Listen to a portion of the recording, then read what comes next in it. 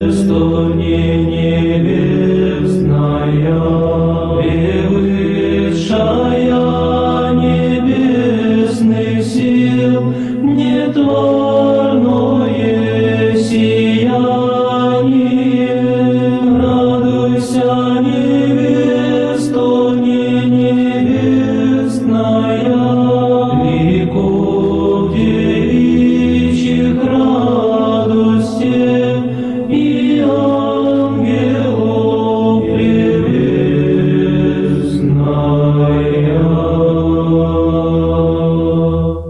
Pomaže Bog, poštovani gledalci, ponovo se družimo zajedno u serijalu Pravoslavlje danas. Naravno, sve ove teme koje mi elaboriramo ovdje uz pomoć našeg gosta, doktora Miroljova Petrovića, i tekako su uklopljene u temu pravoslavlja. Nemojte da vas buni što se dotičemo drugih stvari. Uglavnom nastojimo da vam donesemo i pokažemo dokaze da je sve skopčano sa pravoslavljem i da sve u stvari proističe iz Biblije. I koliko je našem pogrešnom učenju, kada se sagleda sve ovo što smo pokušali da vam objasnimo i rastumačimo, koliko je sve pogrešno prikazano od strane onih koji to žele, iz kojih razloga to oni znaju da nam pogrešno objasne i da nas upute na stranu putu. Sljedeća naša tema, nakon ovog priloga koji ćete vidjeti, će biti po svojim vrstama. Pa da pogledamo prilog.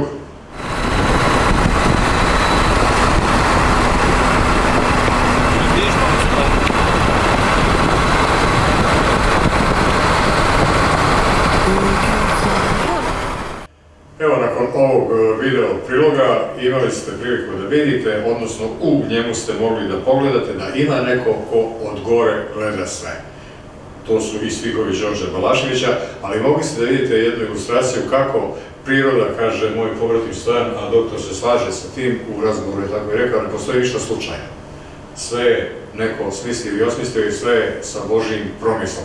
Pa evo i ove Božije oči koje nas gledaju, koje su oblaci formirani, ne mogu da se dese sasvim slučajno. Dakle, tema po svojim vrstama. Mnogi naučnici prihvatili su da su svi živi organizmi na zemlji nastali evolucijom, što mi uporno pokušavamo da demantujemo, iznoseći razne dokaze, ne praznim pričama. Dakle, pored evolucije, polaganim razvojem tokom nekoliko milijardi godina. S druge strane, Biblija tvrdi da su svi živi organizmi nastali tokom sedmice stvaranja i po svojim vrstama. Doktore, šta kažu naučni dokaze? Da li je Biblija i ovog puta u pravu?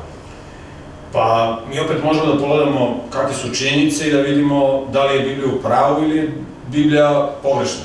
Jer ako je Biblija pogrešna, hajde da to priznamo. Da li se ikada moglo konstatovati u jednom segmentu da je Biblija pogrešna? Ja se bavim istraživanjem više od 20 godina i do sad nisam našao ni jednu tačku u Bibliji koja je pogrešna. Ali ja pozivam gledalce da meni ne veruju, nego da pogledaju činjenice i da se sami uveru.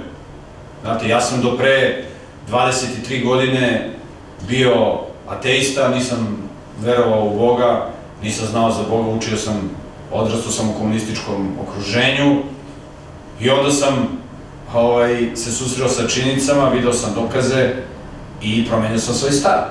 Dakle, Bog je milostiv, on svakome nudi priliku da se informiše i evo mi nudimo gledalcima da vide ove činjenice i da sami prosude da li je religija tačna, da li je Sveto pismo tačno, da li je pravoslavlje religija koja je ispravna, da li je Isus Hristos, utemeljivač pravoslavlja, zaista pravi Bog ili nije. Evo, mi govorimo o činjenicama, bavimo se prirodnim naukama, ne bavimo se samo teologijom, nego pokazujemo kako prirodne nauke, kao što je geologija, fizika, astronomija, paleontologija, potvrđuju ono o čemu govori Sveto pismo. Sveto pismo se bavi i biologijom, bavi se i geologijom, bavi se i paleontologijom. Evo, mi ćemo u ovoj emisiji analizirati fosile vezano za temu kako su nastali živi organizmi. Jer po teoriji evolucije, koja je danas najdominantnija teorija u medijima i u sistemu obrazovanja, takva situacija nije bila do pre nekih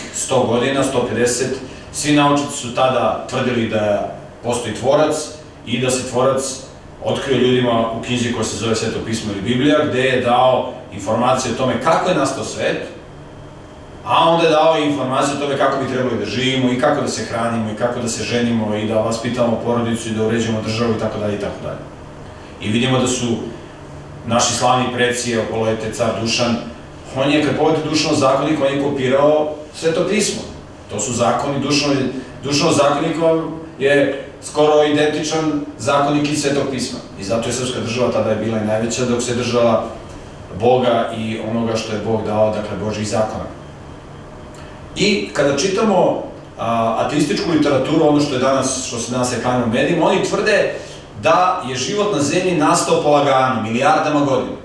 Dakle, oni tvrde da svemir postoji oduvek. To je jedna ateistička tvrdnja. U stvari, to je jedna paganska, hinduistička tvrdnja koja kaže da ceo svemir pulsira. On se širi, pa se skupi u jednu malu tačku, pa dođe do eksplozije, to se zove veliki prasak, pa se onda svemir opet širi, pa se ponovo skuplja u jednu tačku, pa dođe do eksplozije, to je opet novi veliki prasak. I to je taj koncept, paganski koncept koji se u Indiji i dan danas tamo hinduisti veruju u taj koncept. To su milijarde godina skupljanja, kolabiranja, širenja, skupljanja, svemira. I pre 15 milijardi godina, navodno, kako tvrde ateisti, desio se jedan od tih velikih eksplozija, veliki prasak. I posle te eksplozije, kako oni tvrde, u svemiru je postojao samo vodonik i kiseonik, dva najprostija elementa. I onda su od tih prostih elementa počeli da se formiraju složeniji. Kako? Oni kažu da se vodonik i kiseonik počeli sami, da su počeli da se skupljaju. I da su formirali zvezde. Zamislite, uzmete ovde jednu flašu sa gasom ili jednu bocu sa gasom i odvrnete. Skinete poklopac. Gas će se ravnomerno rasporediti u prostoriji. Neće gas da ode u jedan ćošak i tamo da se sabije da formira čvrsto telo. Međutim, evolucionisti kažu da posle velike eksplozije se formirao gas, vodonik i kiseonik, koji je počeo samo od sebe da se zgušava, da formira zvezde. I onda u tim zvezdama su se dešavale termonuklearne reakcije, formirali su teže hemijski elementi, onda su te zvezde navodno eksplodirale po svemiru i tako su se novi hemijski elementi širili po svemiru. Pa su opet sami od sebe skupljali. I tako su opet formirane nove zvezde. I jedna od tih zvezda koja je formirana je bila naše Sunce. I pre nekoliko milijardi godina od tog jednog komadića zemlje, od komadića Sunca formirane zemlje. Odvojio se mali komadić koji se hladio milijardama godina, tako oni tvrdi.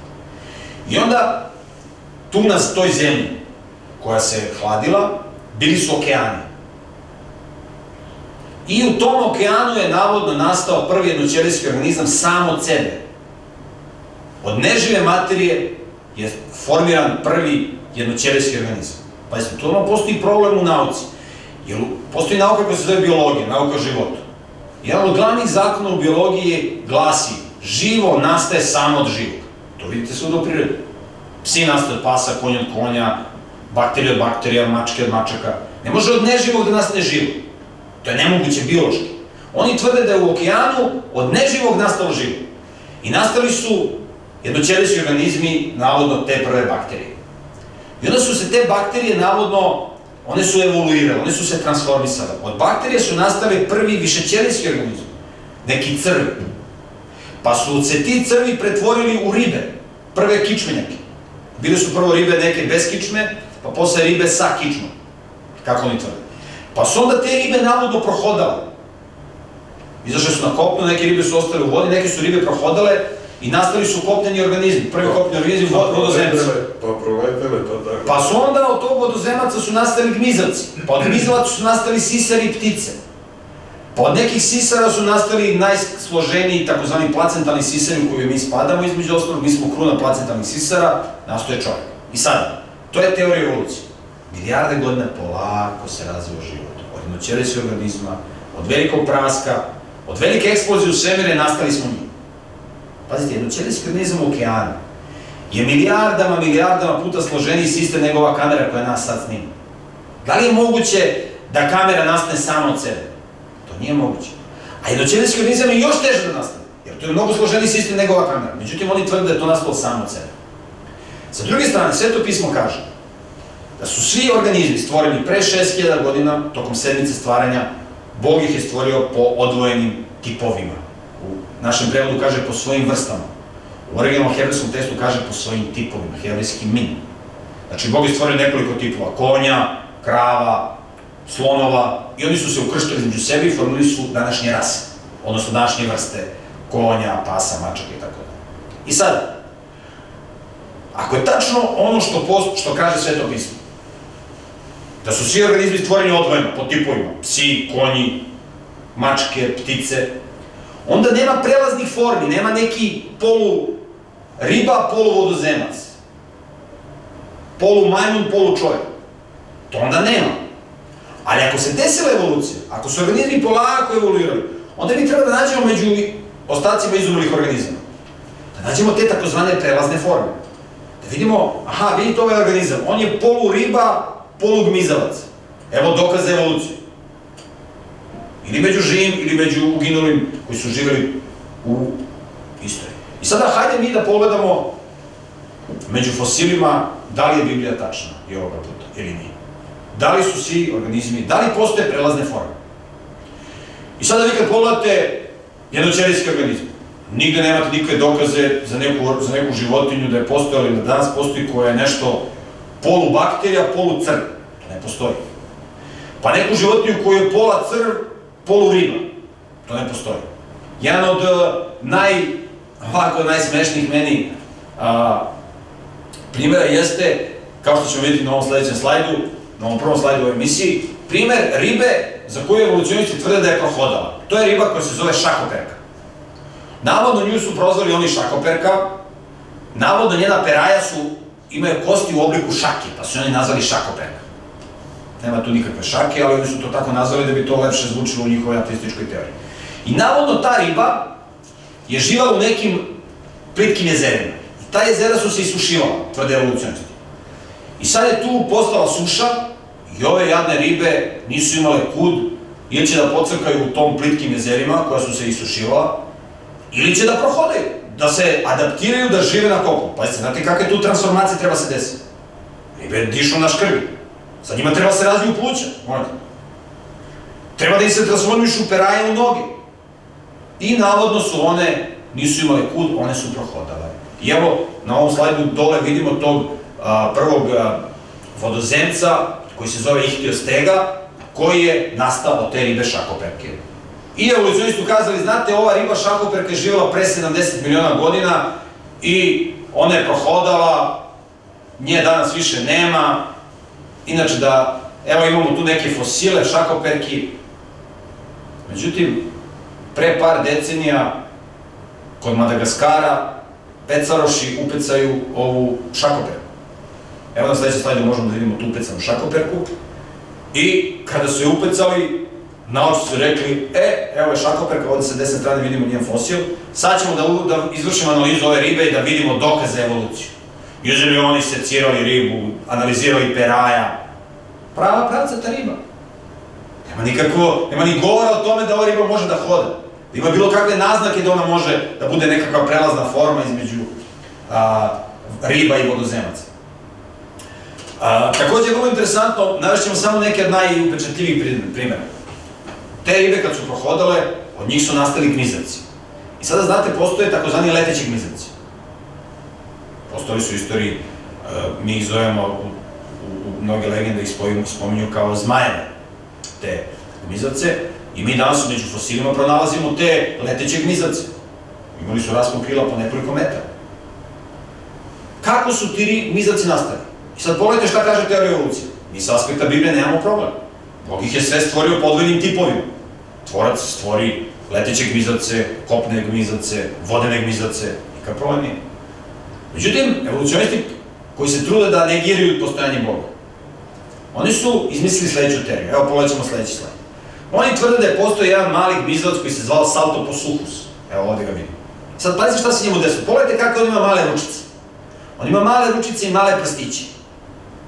I sada tvrde evolucionisti, desila se mutacija u njegovom, on ima 4 prstića. I ovaj poslednji njegov 4. prst pogodila mutacija. I na jednom i na drugom prstu. I taj 4. prst je počeo da se izdužuje. Da se izdužuje. I taj 4. prst je postao duži nego celo telo. I onda se formirala kožna duplikatura od tog 4. prsta. i nastalo krilo. I na sledećem slajdu možemo da vidimo fosile letećih gmizavaca. Pogledajte kako im je dugačko krilo. Oni kažu da je to krilo izraslo tako što je mutacija pogađala ovog malog saltoposukusa u četvrti prst i četvrti prst mu se izdužio. Nema nikakvi dokaz, to ne može genetski da se objasni. To je nemoguće genetski. Da mutacija pogađa četvrti prst, da se on deformiše, da se formira kožna duplikatura i da on počne da leti. To može u naučno-fantastičnim filmovima ili u crtenim filmovima. To u nauci, ovo je neozbiljno. I, evo možemo da videli smo fosil ribe, fosil vodozemca. Evo kako izgleda ovaj gmizavac Saltoposuchus, evo kako izgledaju ovi Pteranodon i ovaj Rhamphorhynchus, leteći gmizavci, nema tu nikakvih prelaznih formi. Imate kopnog gmizavca, imate letećeg gmizavca, kraj priče. Upravo onako kako kaže Sveto pismo. Hvala, doktore. Povrati me, šta bi ti mogao da kažeš na ovu temu sa pravoslavnog aspekta? Da li smo mi postali od ovih žaba, riba, roda, miševa, ili smo postali od majmuna i što ne znaš i da neki bar neće se vratiti nazad u evolutivnom smislu? Ateista i teista, pa kada se svađaju, već smo to pominjali jedan drugom, kaže, odnosno teista, ateisti kaže, ako si ti postao od majmuna, ja nisam, ako je te majmun, otac meni nije. To jeste, nažalost, čak i crni humor. Hoću da podvučem i da naglasim šta znači lažni učitelj. A Gospod je znao da će doći lažni učitelji i on je u Evanđelju za svoje 3,5 godine propovjedi baš tome odvojio znatne časove školske. Znao je da će to njegovi evanđelisti zapisati i kaže čuvajte se lažnih učitelja. A ja zaista na svojoj koži i na našim generacijama, doktor Petrović je malo pa i poprilično mlađi od mene, ali imao je i tu nesreću da u ateističko doba, komunističko također bude dijete i da ide u školu da stasava. No Gospod, ko ima Duha Svetog, Gospod nam daje da se mi obratimo i da iz laži pređemo istinu. Hoću da naglasim koliko je zaista tragično, koliko je kobno, koliko je nesreća naših generacija koje su u tom, evo lično na mom primjeru, pošao sam u školu, baka mi kazala ima Boga, dijete je to kao svako dijete prihvatilo iz kuće što ponese. Učiteljica i učitelj pred njima nisu smjeli pomenuti, kad smo prvi put djeca pomenu Boga, učiteljica je morala zbog ateističkog programa, države, nastave, politike, kasnije i nastavnici, profesori, morali su žestoko da reaguju kad dijete, mislim za Božić, nosili žito u džepu i zasipali za nas, to bili polaznici kad uđu na čas, ali bi obavezno završili kod direktora u zbornici sa podjelom lekcija, sa podjelom šamara, crveni su nam obrazi bili. Zašto mi sramotimo državu i nastavu? Zašto? Eto, slavimo Božića, trudili su i da raspust zimski ne bude prije, niti poslije Božića, nego da ne bude prije Božića i da pada u vrijeme Božića, kažem, raspusti pa zimski ferije, nego upravo kad prođe Božić i srpska nova godina, mi smo, nama 15. januara je počelo zimska ferije, kako bi rekli, to je zimski raspust. Zaista sada kao čovjek koji sam u 6. deceniji, bliže 60 nego 50 godina, ne mogu, pa ne znam da li mi dan prođe ili kad legnem u krevet. A evo, pogotovo moramo u ovim prilikama, emisijama, kada smo pred javnošću, da zavapijemo i da kažemo, Gospode, oprosti i pomozi svima koje lažni učitelji zavode na stranputicu. Otac Jovin, kad sam ja napisao jedan žestoki članak polemike o Marsu i Darwinu, samo se zgrozio i duboko uzdahnuo, rekao, kaže, kukala i majka, kaže, milione duša su, kaže, opaka odveli sa tim važnim naukama i baš je on imitirao njihovim svojim dubokim humorom, ironičnim humorom, kaže kako je od nekog cvića postalo malo složenije biće, on to lijepo divno parafrazira, pa onda kaže od toga nastala složenije biće, pa majmun, pa kaže taj majmun i drvetom se trudio da dokući bananu, pa on ga nešto skrocnuo u kičmi i tako se uspravio, počeo da hoda A onda, evo ponavljam, već smo to u jednoj emisiji govorili, evo da završimo ovaj odgovor, sa vrh gore Tavor citira velikoga Njegoša i kaže: tvar je tvorca čovjek odabrana.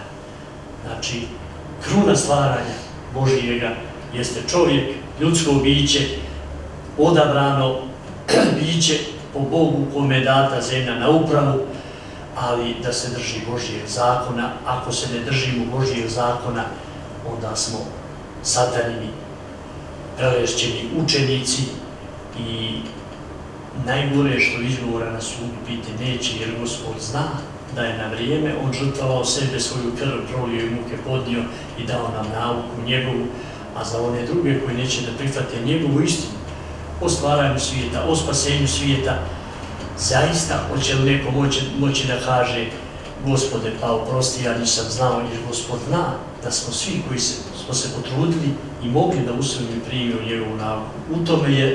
U tome je važnost sudbonosna ovog našeg života do groba, zato što on pripreman, što on ispit koji ako ne položimo neće ni popravno biti.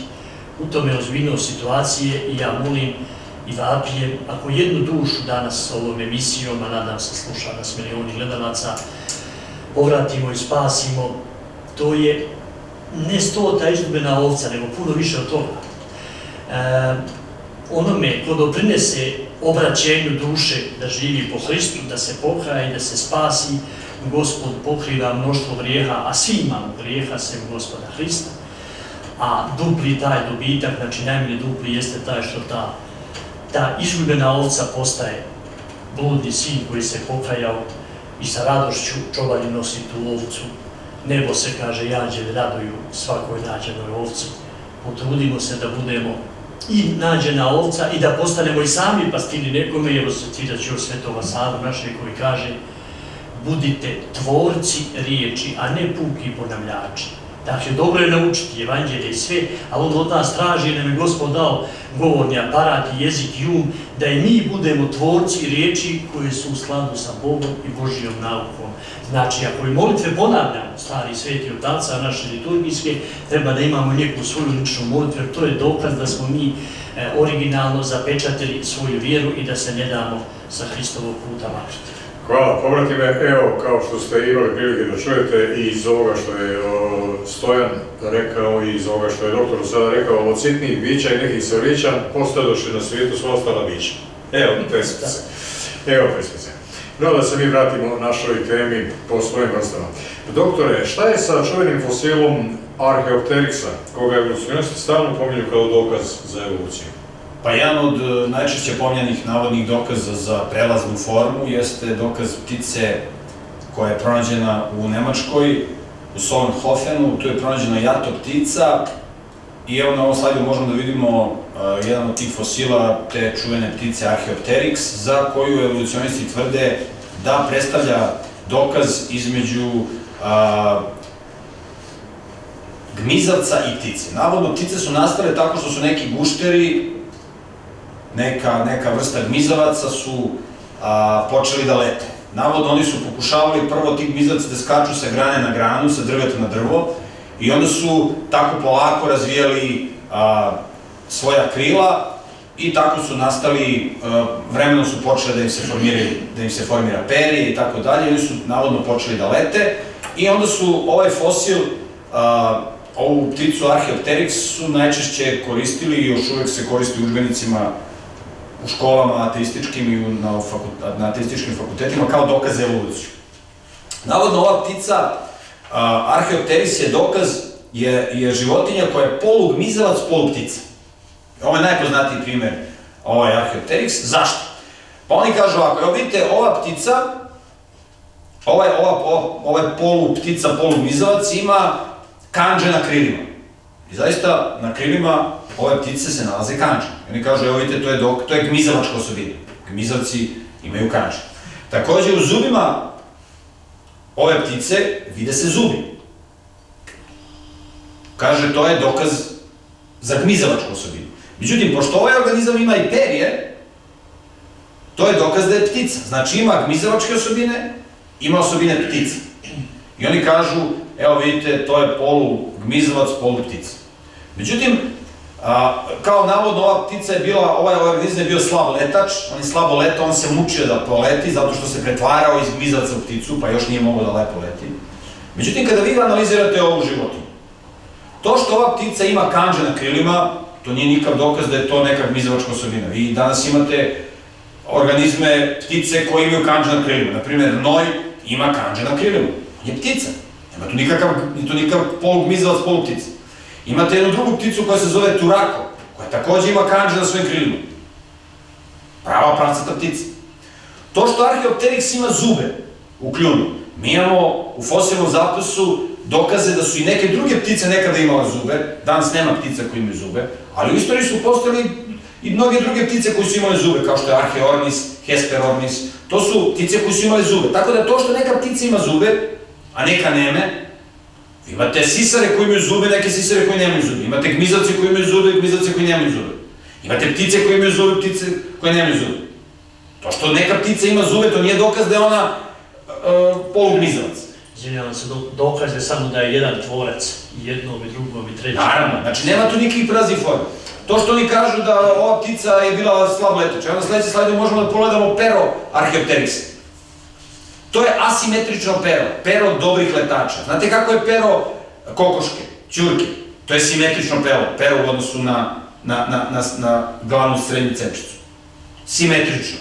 Isti broj ovih peradi sa strane. Ovde vidite da je asimetrično. Ovo je struktura pera dobrog letača, tako da je Archaeopteryx bio prava pravcata ptica i nema nikakvog prostora da neko priča da je to neka prelazna forma između gmizavaca i ptica. Hvala, doktore. Ono što bih želeo sledeće da vas pitam, šta kaže nauka vezano za poreklo čoveka? Evo vidimo ovde, do sada ste objasnili vezano za nastanak nekih gmizavaca i nekih ostalih organizama. Sa biblijske strane, odnosno sa aspekta da je to tvorac sve stvorio ne po svom liku, nego po svojim vrstama. A kakva je situacija sa poreklom čoveka? Po Svetom pismu, Bog je stvorio čoveka, ili tvorac, kako mi kažemo u nauci, je stvorio 6. dana stvaranja, kao krunu stvaranja je stvorio čoveka, odvojeno od svih drugih organizama, i čovek se zaista razlikuje. Čovek je jedni organizam koji je stvoren po Božjem obličju, ostali organizmi nisu stvoreni po Božjem obličju, stvoreni su od strane tvorca, ali čovek je sličan tvorcu, sličan Bogu karakterno, i čovjek ima neke osobine o kojima smo pričali, koje ga razlikuju od drugih organizama. Tako da, s aspekta Svetog pisma, s aspekta onoga što Biblija uči, čovjek je potpuno odvojena kategorija od bilo kakvih drugih organizama. S aspekta evolucije, oni tvrde da, evolucionisti tvrde da je čovjek evoluirao tako što su postojali, čovjek spada u grupu sisara, i to u jednu podgrupu koja se zove placentalni sisari. Znači, sisari čije ženke imaju jednu osobinu da imaju placentu.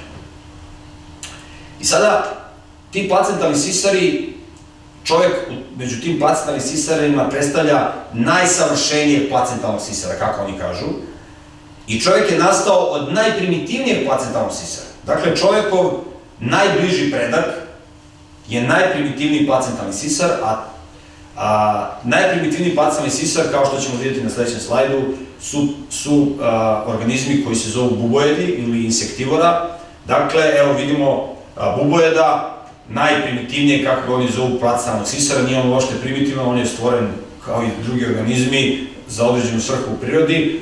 Evolucionisti tvrde da su bubojedi, kao što je ova ročica koju ovde vidimo, čovekovi bliski predci, čovekov blizak predak. Navodno, taj bubojed je evoluirao tokom miliona godina, transformisao se, kao kažu ateisti, u tarzijere. Evo vidit ćemo sledeći slajdu tarzijere.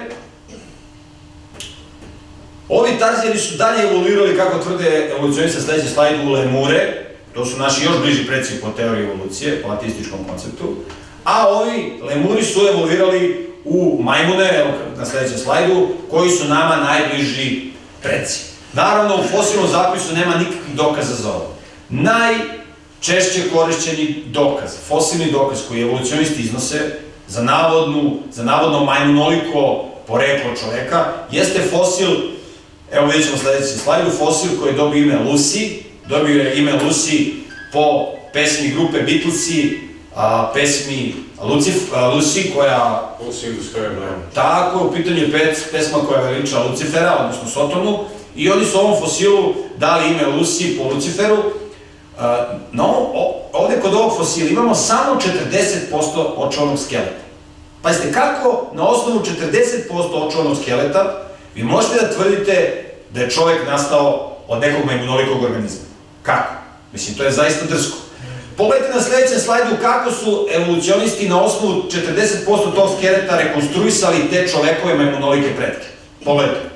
Oni su ih nacrtali kako oni znaju izgled njihovog lica, strukturu, znaju njihovu kompletnu anatomiju. Mislim, ovo je u najmanju ruku drsko. Drsko, da ne kažem bezobrazno ili nešto teže. Dakle, ovo nisu nikakvi dokazi, ovo je neozbiljno. I evo mi smo mogli da vidimo da fosilni ostaci.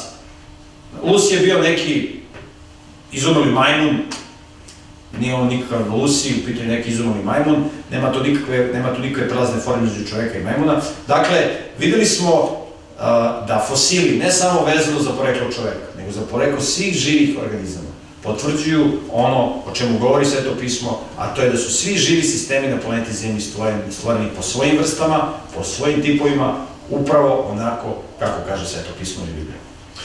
Hvala, doktore. Obrati me, imam utisak da si želeo nešto da pitaš, pa ili da kažeš mi, izvoli. Nisam, nego naprotiv, smatram da nemamo vremena za ovu emisiju. Izvoli samo ako želiš.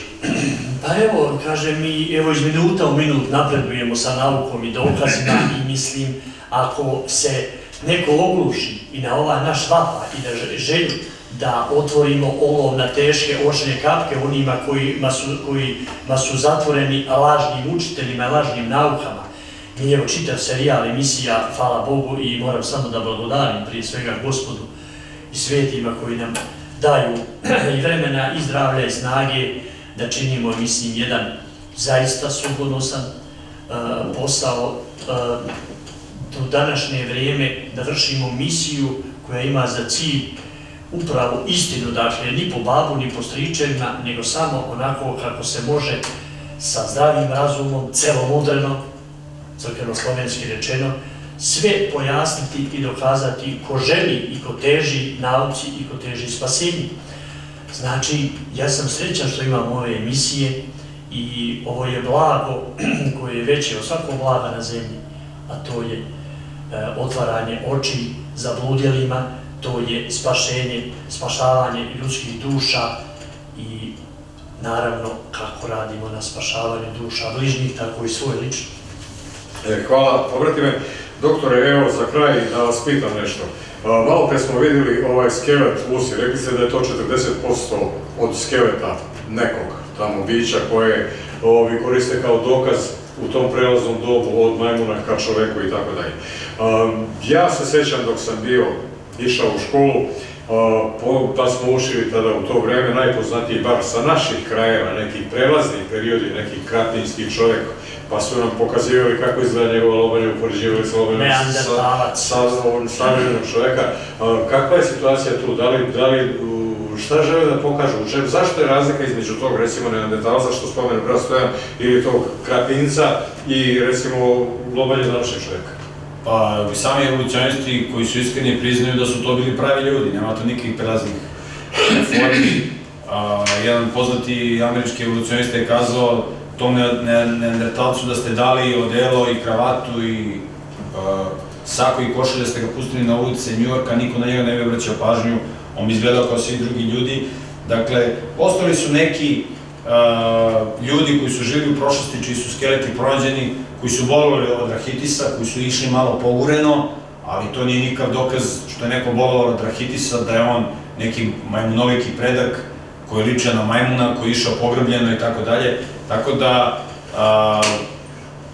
svi ti primjeri krapinskog čoveka, neandertalca i tako dalje su samo primjeri ljudi koji su živjeli u skoroj prošlosti, nema nikakvog prostora da se tvrdi da su to neki čovekovi preci u procesu evolucije. Hvala, doktore. Da li bismo možda na kraju ipak mogli izvući zaključak da su evolucionisti pokušali na osnovu neke bolesti, vi ste rekli o kako ste rekli, artritis ili neko koštano obolenje ili grbavost ili neki bilo koji deformitet na telu, da su pokušali da iskoriste i da nam taj bolešću deformisan skelet prikažu kao neki fragment vezan za evoluciju. Pa znate šta, nije da su oni samo to pokušali, oni su pokušavali mnogo perfidnije stvari da rade. Naprimjer, u Engleskoj su pronašli jedan zub na osnovu koga su rekonstruisali celog tog majmunolikog čovekovog pretka. I rekli su, evo vidite, tu su dolazila deca, to je bilo izloženo u Engleskom muzeju. I oni su samo pronašli jedan zub i na osnovu tog zuba su rekonstruisali celog čoveka. I rekli, evo, ovo je prelazna forma između majmuna i čoveka, na osnovu jednog zuba. I onda su drugi istraživači otišli tamo gde su oni pronašli taj zub i ustanovili se da je taj zub u stvari zub od jedne vrste svinja koja se zovu pekeri.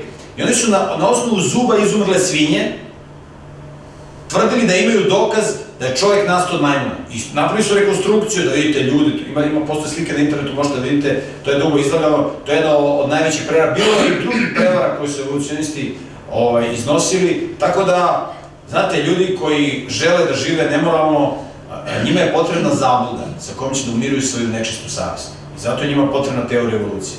Da sklone Boga, koji ih stalno poziva na moralan život, na ispravan život, na život koji je u svrhu svojih bližnjih, u svrhu otadžbine, to njih ne interesuje, oni žele da žive kao hedonisti, bez morala, da ne brinu o svojoj deci, da ne brinu o svojoj porodici. I zato im je potrebna jedna ovaka teorija evolucije koja će da umiruju njihovu savest i da kao zabluda otklanja Boga iz njihovih života da bi oni mogli, tako oni misle, da mogu da budu na miru bez Boga, da žive destruktivno i sebično kao što žive, ali to je put u propast sigurnu i u samopogibiju, tako da za one koji misle svojom glavom, koji gledaju ovaj program, evo ja ih pozivam da razmišljaju o svemu ovome i da izaberu onaj put koji je dobar.